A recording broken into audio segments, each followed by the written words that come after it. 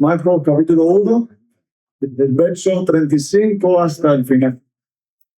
¿Lo tienen?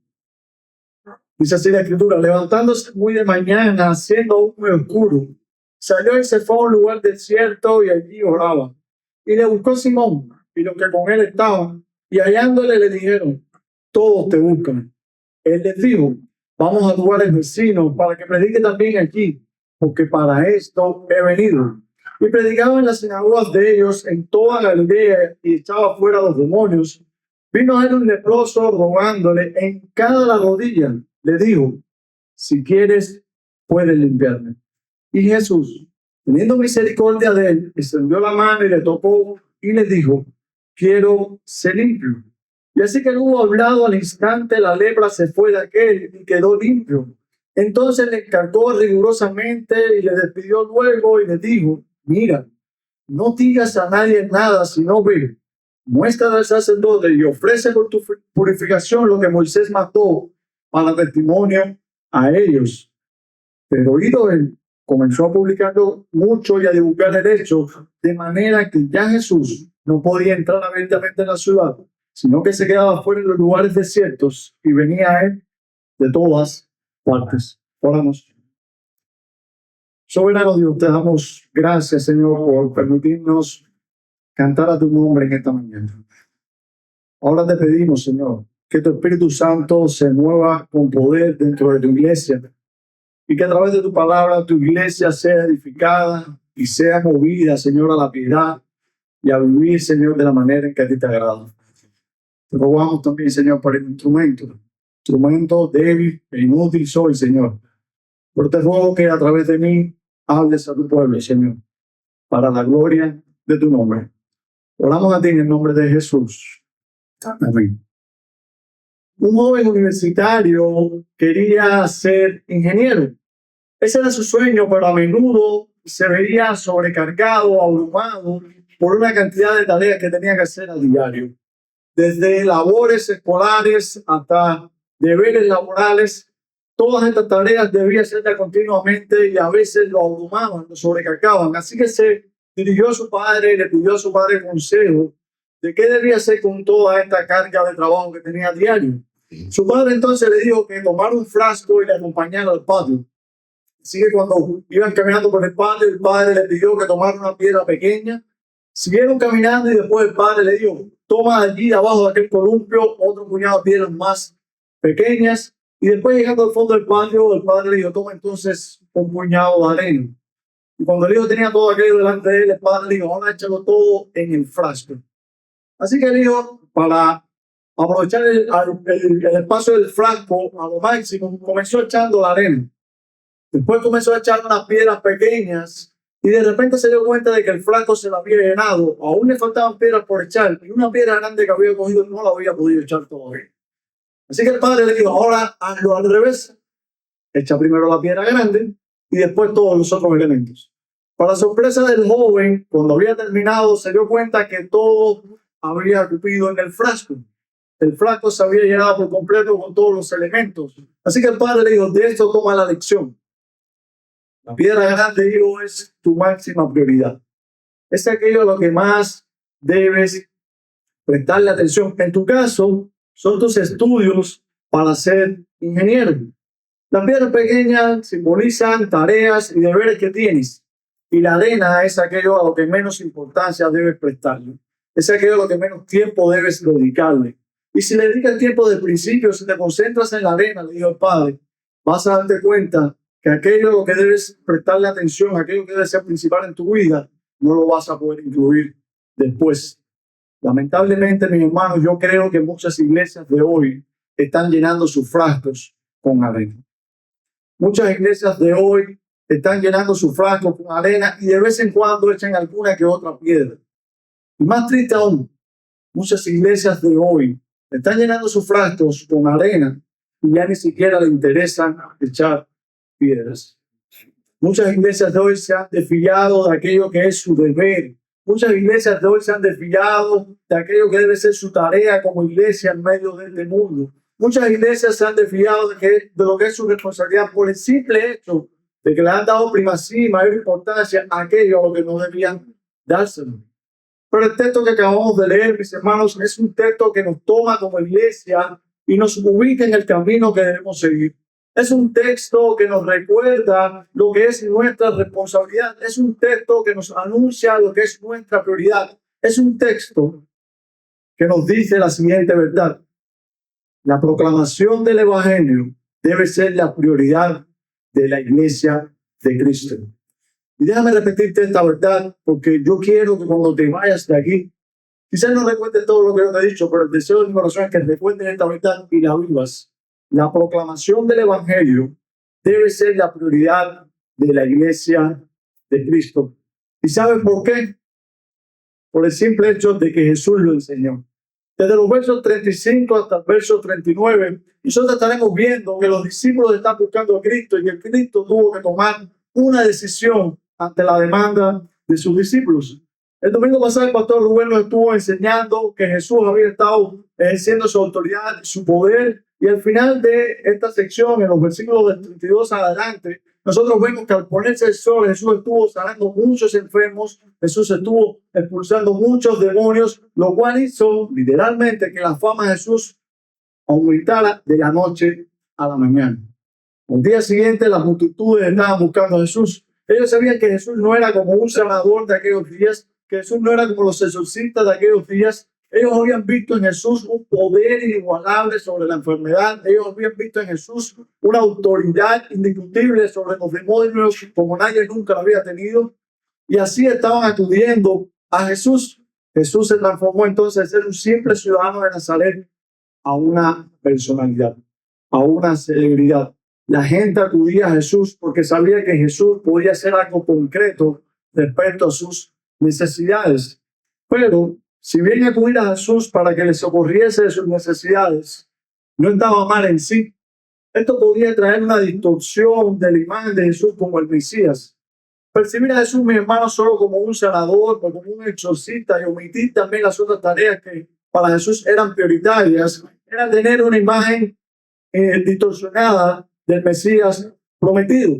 Y hasta este punto de la narración, Marcos nos muestra que esa era para ser la imagen que tenían sus discípulos. Pues cuando la multitud llegó a la casa de Pedro, inmediatamente ellos fueron a buscar a Jesús para que atendiese a aquella multitud. Ellos le estaban buscando encarecidamente porque ellos querían que Jesús tuviera una audiencia con aquella multitud.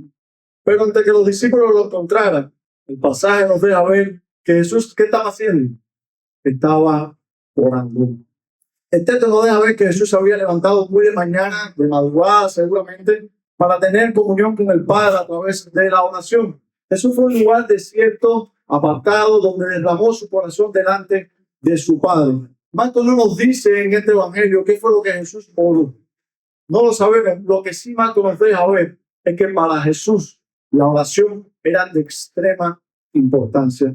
Jesús tenía necesidad de tener comunión con el Padre, porque dicha comunión le fortalecía y le permitía mantenerse enfocado en aquello que era su prioridad, la extensión del reino de Dios.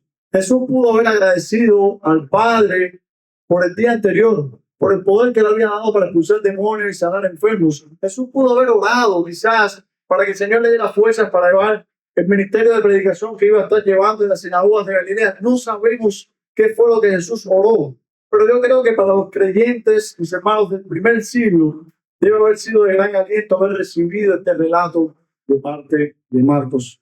Ellos miraban este relato de Jesús orando al Padre. Esto debe haber impregnado sus almas con un profundo deseo de tener comunión con Dios. Ellos sabían que la comunión con Dios, los creyentes del primer siglo, les iba a proveer de las fuerzas necesarias para permanecer firmes como ciudadanos del reino de Dios ante la persecución. Recuerden que los creyentes del primer siglo estaban siendo perseguidos por el simple hecho de que ellos se reconocían como cristianos.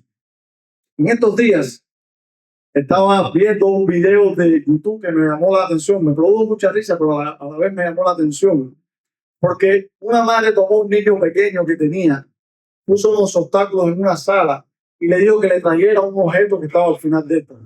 El niño sale corriendo y empieza a chocar con todos los obstáculos y al final llega al objeto y se lo trae a la madre.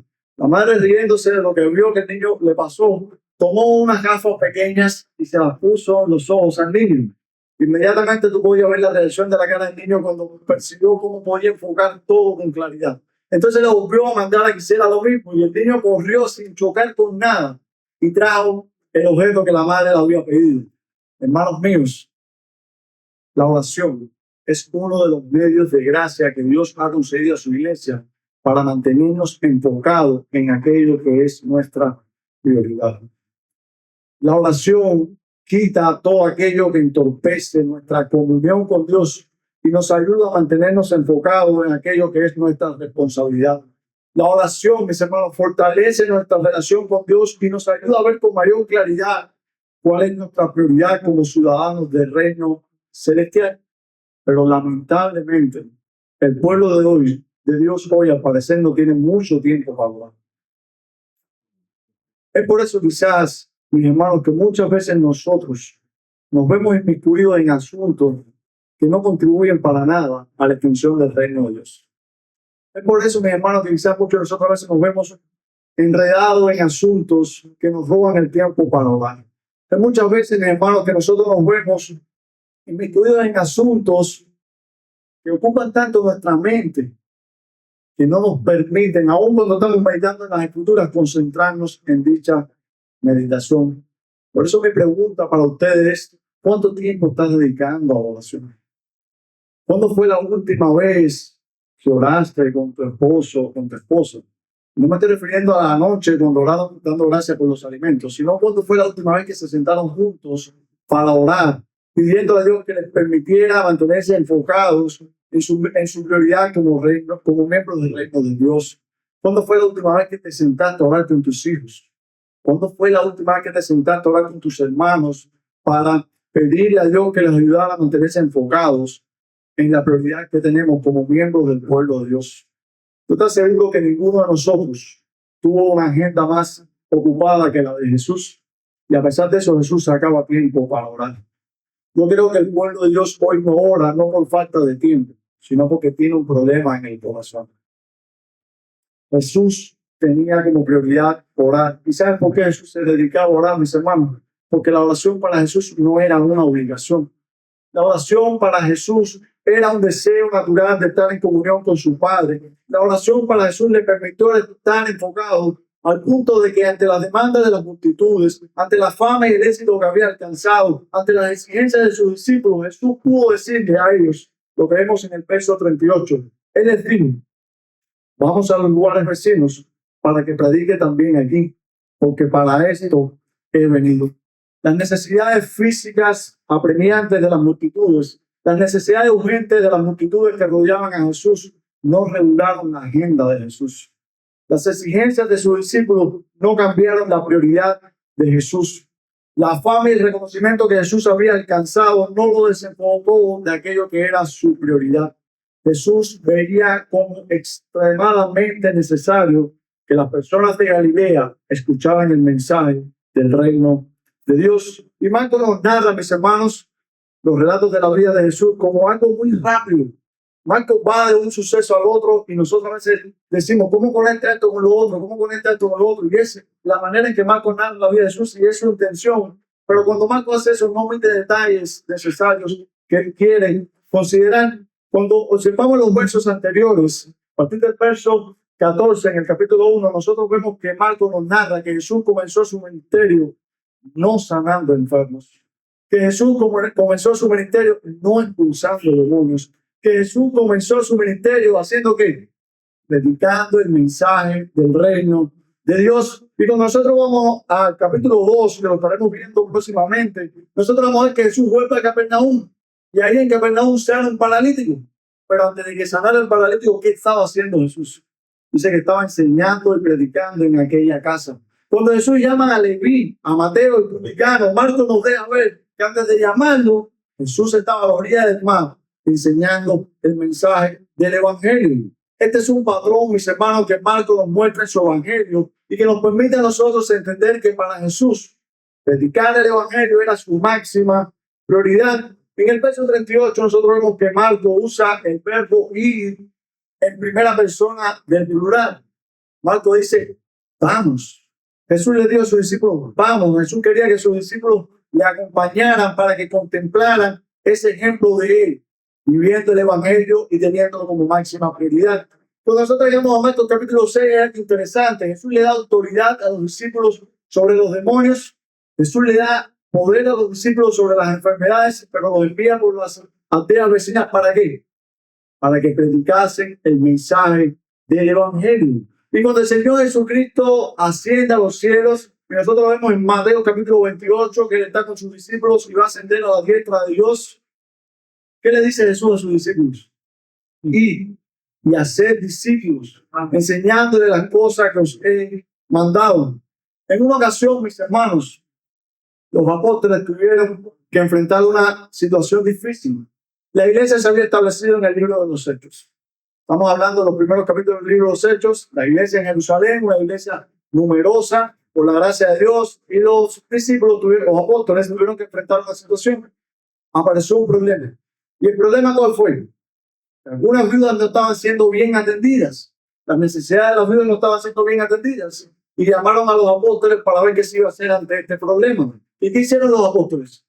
Se sentaron, les dijeron a los hermanos: traigan el dinero, traigan las ofrendas, traigan los víveres, los bienes, y vamos a ver cómo repartimos esto. ¿Acaso hicieron eso a ellos? No. Dice la Escritura que ellos dijeron: no podemos, o no es justo que abandonemos el ministerio de la palabra de Dios. Ellos determinaron continuar en la oración y en el ministerio de la palabra, y que la iglesia también atendiera las necesidades de ellos. Hermanos míos, no podemos perder el enfoque que Marcos nos está dando en este texto. Ni siquiera los discípulos veían como prioridad en aquellos días en que encontraron a Jesús obrando la predicación del evangelio. Pero que Jesús los haya tomado y les haya mostrado un ejemplo debe haber sido para ellos algo importantísimo, porque cuando miramos en el libro de los Hechos, nosotros contemplamos a los discípulos progresivamente entendiendo el evangelio, y lo hacen a través de la predicación. Y es algo que nosotros no podemos pasar por alto. Mis hermanos, en la iglesia tendremos muchas necesidades. En nuestros trabajos, en nuestras casas, estaremos rodeados de necesidades. Particularmente nosotros tenemos necesidades, pero la mayor necesidad que Jesús vio en el hombre, la mayor necesidad que los discípulos vieron también en el hombre, y la mayor necesidad que nosotros tenemos que ver hoy en los hombres es la reconciliación del pecador con Dios. ¿Y cómo se suple esta necesidad? ¿Cómo se elimina esta necesidad del pecador? Predicando al hombre. No hay otra manera. Las necesidades físicas son temporales, pero la reconciliación con Dios y la relación íntima con Dios es eterna. Padre, muchas son las necesidades de sus hijos. Un solo par de zapatos para ir a la escuela y venir a la iglesia. ¿Quién no vivió eso? Un abrigo para ir a la escuela y salir. La mochila de 3 cursos, la misma. O 2 pares de medias. Yo sé que todas estas necesidades son reales en sus hijos, pero la mayor necesidad que tienen sus hijos es conocer a Cristo. Por eso, ¿cuál es tu prioridad? Tu prioridad, papá, mamá, es enseñarle a tus hijos el evangelio. Padres, yo sé que hay muchas maneras y se han escrito muchos libros para hacer esto, pero yo te quiero dar un consejo en esta mañana. Modela a Cristo ante tus hijos. Modela a Cristo ante tus hijos. Que cuando tus hijos te miren, ellos vean una ilustración viva de las enseñanzas del evangelio.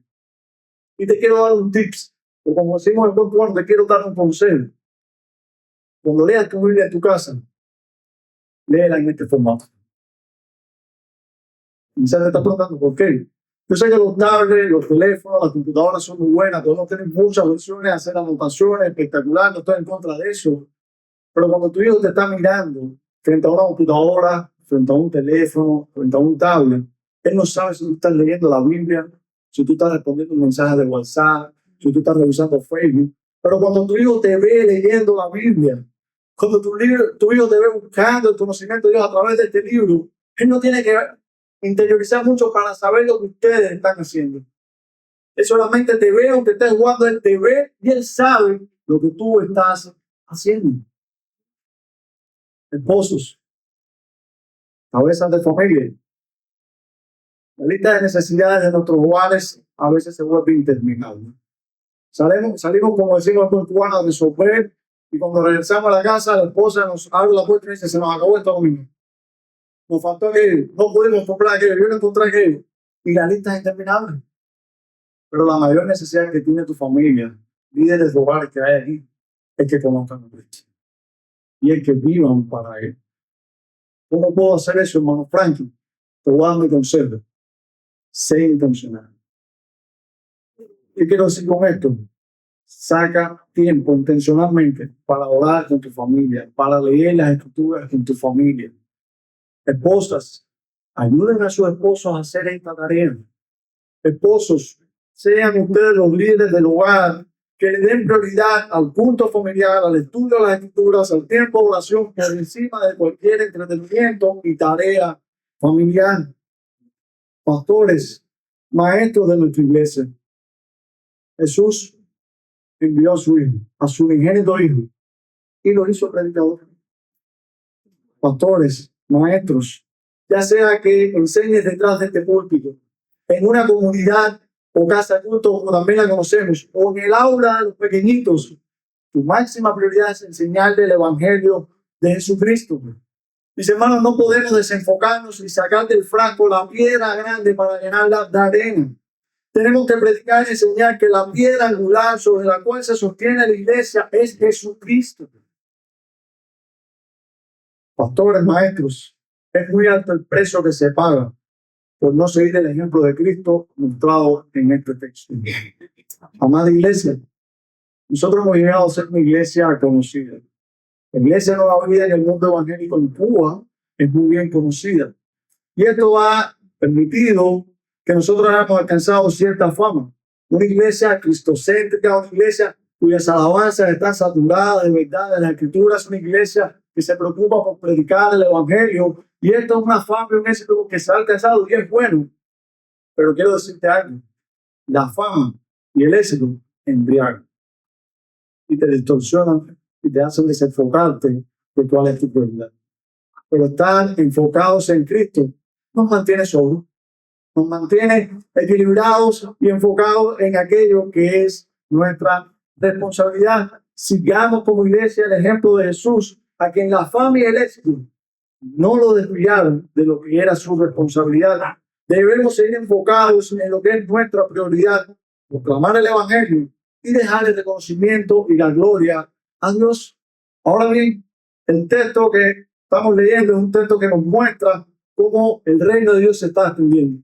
Y es a través del mensaje de la predicación del evangelio. El mensaje del evangelio no solo anuncia al pecador que el reino de Dios se está acercando, sino que también le anuncia al pecador que es solo por medio de la persona de Cristo que pueden formar parte del reino. Es por ello que la proclamación del evangelio debe ser la prioridad de la iglesia, porque como estaremos viendo en los versos del 40 al 45, dicho mensaje restaura al pecador.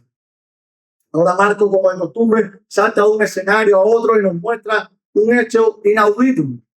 Un leproso y Jesús tienen un encuentro. Esto no era permitido en aquellos días. Quiero recordarles que para los leprosos no les era permitido estar cercanos a personas que no estuvieran enfermas de lepra. Los leprosos tenían una serie amplia de prohibiciones y restricciones enseñadas en el Antiguo Testamento. Una de ellas, o algunas de ellas, era que no se podían acercar a nadie. Otras eran que debían vivir fuera o lejos de las ciudades donde ellos comúnmente habitaban. Un leproso era una persona excluida de la sociedad, distante de sus amigos y familiares. La enfermedad de la lepra es una enfermedad de la lesión de la piel, la cual produce llagas en la piel al punto de cuando es muy avanzada, desfigura a la persona. La lepra daña los nervios, entumece los miembros del cuerpo y quita toda sensibilidad al punto de que una persona leprosa puede quemarse una mano, pincharse un pie y no sentirlo. A esto súmale que una persona leprosa era excluido religiosamente. La persona leprosa era considerada inmunda y tenía que estar lejos de las sinagogas y del templo donde se celebraban los sacrificios. Como dice el historiador Josefo, un leproso en nada se diferenciaba de un cadáver.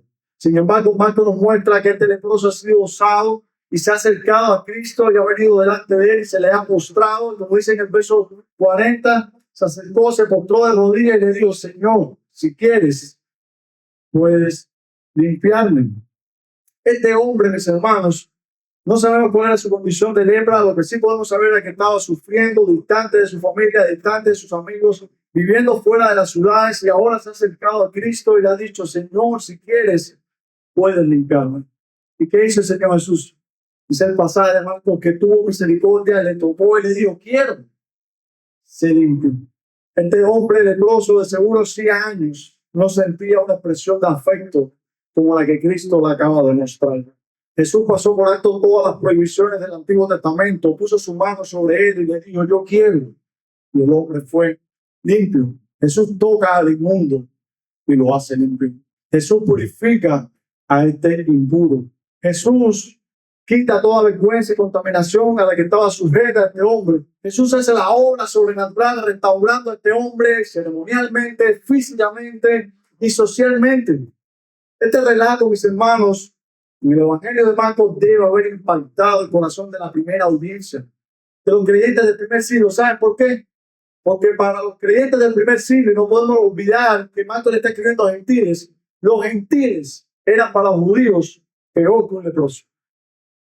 Estos gentiles a los que Marcos le está escribiendo eran cristianos, para quienes los romanos eran despreciables, avergonzados. Los romanos decían que los cristianos solo servían para ser puestos en la hoguera o para ser echados en las fieras para el entretenimiento. Así que este relato de Jesús tocando a este hombre y restaurándole tuvo que haber sido aliento para estos creyentes del primer siglo. Ellos no eran dignos de acercarse a Jesús. Ellos no eran dignos de ser parte del pueblo de Dios, pero por su fe en Jesús, la misericordia del Señor les alcanzó y les tocó. Y a ellos que estaban lejos, les hizo cercanos. A ellos que no tenían heredad, les hizo miembros del reino celestial. Esto debía haberlos motivado a seguir firmes en su convicción de creyentes, a seguir diciendo que Jesús es el Señor y no el César.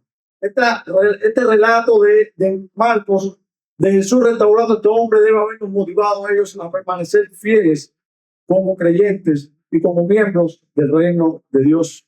Hermanos míos, en un sentido debemos imitar a este leproso, y en otro sentido no. ¿Y qué quiero decir con esto?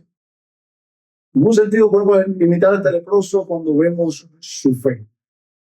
Este leproso va a Jesús, violando todas las previsiones que tenía delante.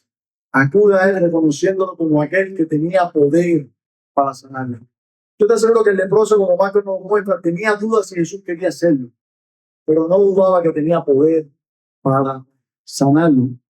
Cuando tu fe está enfocada en Cristo, entonces, en medio de la aflicción que estés viviendo, no esperarás que Jesús haga lo que tú quieres, sino esperarás que Jesús haga en ti su voluntad. Mis hermanos, la fe de nosotros puede ser enorme, pero si no está bien enfocada, vana es. Nuestra fe, por muy pequeña que sea, si está enfocada en Cristo, es suficiente para entender su voluntad en nuestras vidas en medio de los sufrimientos. Pero en otro sentido, no debemos imitar a este leproso. ¿Por qué no podemos imitarlo? Porque Jesús le dijo que hiciera algo y el leproso, ¿qué hizo? Le desobedeció. Jesús le mandó que se presentara ante los sacerdotes y cumpliera el rito establecido en la ley de Moisés. Sin embargo, él no hizo esto. Salió y comenzó a publicar lo que Jesús había hecho en él. Tal desobediencia, pudiéramos decir entre comillas, estorbó el progreso del reino de Dios. Igual modo, nosotros debemos ocuparnos en hacer lo que Jesús nos manda. Iglesia, nuestra mayor prioridad es predicar el Evangelio, pero si nos enfocamos desmedidamente en los ministerios que se celebran en nuestra iglesia, si nos centramos solamente en ello y olvidamos al Evangelio de Jesucristo, estamos sacando la piedra del frasco y lo estamos llenando con arena. No estoy diciendo con esto, y no me malinterpreten, que atender las necesidades de nuestra iglesia no es importante. No estoy diciendo con esto que celebrar tiempos de matrimonio, tiempos de hombres, de mujeres, llevar ministerios de visitación no son importantes. No, no estoy diciendo esto. Pero lo que sí quiero dejar claro en sus mentes es que nuestra prioridad como iglesia es predicar el Evangelio sin dejar de hacer lo otro. De igual modo, este leproso nos enseña algo más. No es nuestro testimonio, mis hermanos.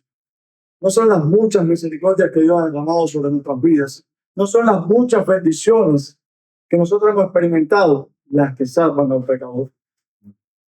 No te diluyas, mi hermano, hablándole a un pecador acerca de lo bueno que ha sido Dios contigo, de cómo te has visto su misericordia. No te diluyas en eso. Enfócate en predicarle al pecador el mensaje poderoso de Dios, que es el Evangelio que produce salvación a todo aquel que cree. Hermanos míos, ocupémonos de hacer lo que Jesús nos mandó, porque cuando no lo hacemos, ¿tú sabes qué nos pasa? Desobedecemos. ¿Sabes cuánta gente acude continuamente a la iglesia buscando un milagro? ¿Sabes cuánta gente viene a las iglesias esperando que sus problemas matrimoniales se resuelvan? ¿Tú sabes cuánta gente viene a la iglesia buscando que los conflictos con sus hijos desaparezcan? Que sus problemas en el trabajo se fumen, que sus desavenencias en su barrio, en su pueblo, se fumen. ¿Sabes por qué acuden las personas a las iglesias buscando solución a esto? Pero al final las vemos irse para nunca más volver a la iglesia. Porque Jesús nos mandó a predicar el Evangelio y en ocasiones nosotros enseñamos otras cosas. Porque Jesús nos mandó a hablar de la muerte y su resurrección y nosotros le contamos nuestros testimonios. Porque Jesús nos mostró un ejemplo con su vida y su ministerio y nosotros alteramos las prioridades y cambiamos la prioridad de predicar el Evangelio por contar cualquier otra cosa. No olvidemos que el mensaje del Evangelio, cuyo centro es Jesús mismo, es poderoso para restaurar al pecador. Y quiero ponerte un ejemplo de esto. Nosotros sabemos que en Capernaum fue la ciudad donde Jesús desarrolló una gama amplia de ministerios. El pasaje de Marcos, nos muestra en el capítulo 1 que Jesús expulsó un demonio ¿dónde? En la sinagoga de Capernaum. El capítulo 2 nos muestra que Jesús sanó a un paralítico ¿dónde? En Capernaum. Y este fue el dictamen que Jesús dio con respecto a Capernaum. Y tú, Capernaum, que eres levantada hasta el cielo, hasta la Hades serás abatida. Porque si en Sodoma se hubiera hecho los milagros que han sido hechos en ti, habría permanecido hasta el día de hoy. Por tanto, os digo que en el día del juicio será más tolerable el castigo para la tierra de Sodoma que para Capernaum. La audiencia, la población de Capernaum fue testigo de todos los milagros que Jesús hizo en esa ciudad. Sin embargo, el dictamen de Jesús para esta ciudad es que es peor que Sodoma, porque no son los milagros, mis hermanos, no son nuestros testimonios, no son las bendiciones las que salvan al pecador. Es el Evangelio de Jesucristo, el poder de Dios para la salvación a todo aquel que cree. Por eso, iglesia, Jesús no quiere que vengas a Él buscando milagros. Jesús quiere seguidores que lo buscan a Él. Las personas hoy en día se sienten atraídas por las cosas de grandes experiencias, por lo emocional, lo sensacional. Jesús anhela seguidores que amen su palabra y procuren proclamarlo a Él. Jesús no quiere que la gente venga a Él para obtener lo que quieren. Jesús quiere que la gente venga a Él para obtenerlo a Él. Jesús quiere que los que acuden a Él vayan y hablen a otros de Él. Estamos acudiendo a Jesús con esa mentalidad. Estamos buscando aprender más de Jesús para luego hablar mejor de Él. Está nuestra prioridad de la misma magnitud que la tuvo Jesús, como nos muestra en este texto. Para Jesús era prioritario, mis hermanos, predicar el Evangelio. ¿Está siendo esa nuestra prioridad? Al final del capítulo 1 de Marcos, en el verso 45, el pasaje nos dice que Jesús había sanado a este leproso. ¿Y qué pasó? El leproso regresó a la ciudad y Jesús se quedó en el desierto. El pasaje nos dice que el leproso, de seguro, volvió a reunirse con su familia y con sus amigos, pero Jesús quedó en los lugares desiertos y desolados. Pero quiero decirte que para eso vino Jesús. Sí, para eso, para quedar fuera. ¿Sabes por qué? Porque así como los animales del Antiguo Testamento que eran sacrificados, se tomaba su sangre y se llevaba al santuario para el perdón de los pecados, y después el animal era llevado afuera y quemado. De igual modo, Jesús con su sangre entró en la presencia de Dios para redimirnos de nuestros pecados mientras sufría nuestra humillación y desprecio, cuando caminó fuera de la ciudad de Jerusalén para por nosotros ser crucificado. Jesús quedó fuera de la ciudad una vez más, mi hermano, sí, Jesús quedó fuera de la ciudad colgado de un madero por nuestras iniquidades para que nosotros tuviésemos entrada al reino de Dios. Es por ello que el autor a los Hebreos nos dice al final de su carta, por lo cual también Jesús, para santificar al pueblo mediante su propia sangre, padeció fuera de la puerta. Salgamos pues a él, fuera del campamento, llevando su vituperio, porque no tenemos aquí ciudad permanente, sino que buscamos la porvenir. Salgamos a Jesús como ciudadanos del miembro de Dios, miembro del pueblo de Dios. Salgamos a Jesús, llevando sus vituperios, enfrentando sufrimientos, por el simple hecho de que somos miembros de su reino y que tenemos como prioridad predicar su evangelio. Pero amigo mío y amiga mía que estás aquí y que no conoces a Cristo, quiero decirte algo. Tú estás enfermo. Aunque no lo creas, tú estás enfermo. Y tu enfermedad se parece a la lepra, ¿sabes? Sí, pero tiene unas consecuencias más terribles que la lepra. ¿Sabes? La lepra se extendía por el cuerpo. Esta enfermedad era incurable en los días de Jesús. Y se extiende por el cuerpo humano y va consumiendo la carne, la va corrompiendo. Tu enfermedad también se extiende por tu alma y te corrompe y te daña. La lepra aísla a la persona que la padecía de la sociedad, de sus amigos. Quiero decirte que tu enfermedad te aísla a ti también, de Dios y de su reino. Cuando un leproso moría, ¿sabes qué se hacía el güey? Ni siquiera se sepultaba. El leproso era quemado completo. Quiero decirte que tu enfermedad te hace digno del infierno, donde serás castigado para siempre. Tu enfermedad no es otra que tu pecado, amiga mía, que estás aquí. Tu desobediencia y tu rebeldía contra Dios. Pero tu enfermedad puede ser sanada hoy. Si tú, arrepentido de todo corazón, haces como este leproso, vienes delante de Cristo y tú miras delante de Él y le dices: Señor, si quieres, perdóname y restaurame a tu pueblo. Hermanos míos, amigos míos, perdón, que están aquí, hoy tú puedes ser sanado y también puedes ser restaurado al pueblo de Dios. Concluyo. Quiero concluir con este texto.